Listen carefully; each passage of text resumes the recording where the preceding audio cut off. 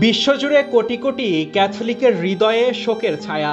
দীর্ঘ লড়াইয়ের পর ডাবল নিউমোনিয়ায় আক্রান্ত হয়ে পোপ ফ্রান্সিস সোমবার শেষ নিঃশ্বাস ত্যাগ করেন। প্রথম লাতিন আমেরিকান পোপ হিসেবে ইতিহাস গড়া ফ্রান্সিস ছিলেন দয়ার, বিনয় ও সহানুভূতির প্রতীক। তার মৃত্যু ভ্যাটিকান ঘোষণা করার পরই রোমান ক্যাথলিক চার্চে শুরু হয়েছে ঐতিহ্যবাহী ও গম্ভীর প্রক্রিয়া, একটি পোপের সমাপ্তি এবং নতুন পোপ নির্বাচনের আনুষ্ঠানিকতা।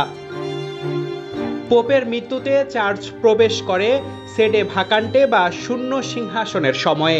এই সময়ে চার্চের দৈনন্দিন প্রশাসনিক দায়িত্ব সামলান ক্যামেরলেনগো বা চেম্বারলেইন। বর্তমানে এই দায়িত্বে আছেন Irish American cardinal Kevin Pharrell, যাকে 2019 সালে এই পদে নিয়োগ দিয়েছিলেন পোপ ফ্রান্সিস নিজেই। তার প্রথম দায়িত্ব ছিল পোপের মৃত্যুর আনুষ্ঠানিক ঘোষণা। অতীতে বিশেষ রূপার হাতুড়ি দিয়ে পোপের কপালে 3 বার আঘাত করে এবং জন্ম নাম উচ্চারণ করে মৃত্যু নিশ্চিত করা হতো। এরপর তিনি ধ্বংস করবেন ফিশারম্যানস রিং, পোপের স্বাক্ষরের জন্য ব্যবহৃত স্বর্ণের আংটি। আগে এটি নকল ঠেকানোর জন্য ধ্বংস করা হতো, এখন তা কেবল পোপতত্ত্বের সমাপ্তির প্রতীক। বিশ্বের নানা প্রান্তের কার্ডিনালরা অংশ নেবেন বৈঠকে।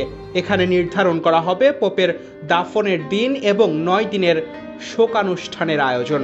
সাধারণত পোপদের 3 স্তরের কফিনে সমাধিস্থ করা হয়, কিন্তু পোপ ফ্রান্সিস চেয়েছিলেন সাধারণ কাঠ ও দস্তার একক কফিনে শায়িত হতে। আরও ব্যতিক্রম, তিনি পিটার্স ব্যাসিলিকার পরিবর্তে সান্টা মারিয়া মেজিওরে গির্জায় শায়িত হওয়ার ইচ্ছা প্রকাশ করেছিলেন। তার দেহ রাখা হবে সাধারণ কফিনে, সাধারণ মানুষের শ্রদ্ধার জন্য। অতীতে পোপদের মরদেহ উঁচু মঞ্চে কুশনে ভর করে প্রদর্শিত হতো, এই প্রথাও বদলে দিচ্ছেন তিনি। বৈঠক কেবল শোক নয়, পরবর্তী পোপ নির্বাচনের প্রস্তুতিও গঠন করে।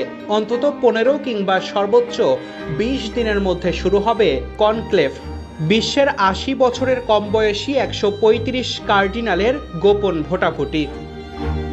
এই গোপন প্রক্রিয়া চলে ভ্যাটিকানের সিস্টাইন চ্যাপেলে, যেখানে প্রতিদিন সকালে ও বিকেলে হয় 2টি করে ভোট।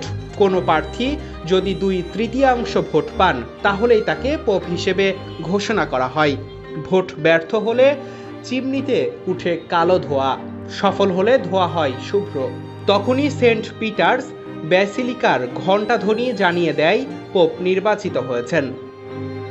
নির্বাচিত পোপকে আনা হয় রুম অফ টিয়ার্সে। সেখানে তিনি নিজের নাম বেছে নেন এবং ভেসমেন্ট পরেন। এরপর একে একে কার্ডিনালরা তার প্রতি আনুগত্য প্রকাশ করেন। পোপ ফ্রান্সিস রেখে গেলেন এক মানবিক উত্তরাধিকার, দারিদ্র্যের পাশে দাঁড়ানো, পরিবেশ নিয়ে সচেতনতা এবং চার্চের ক্ষমতার পরিবর্তে খ্রিস্টীয় বিনয়কে গুরুত্ব দেওয়া। এখন পুরো বিশ্ব তাকিয়ে আছে কি হবেন এই মহান ধারার উত্তরসূরি। Desk report, news now 24।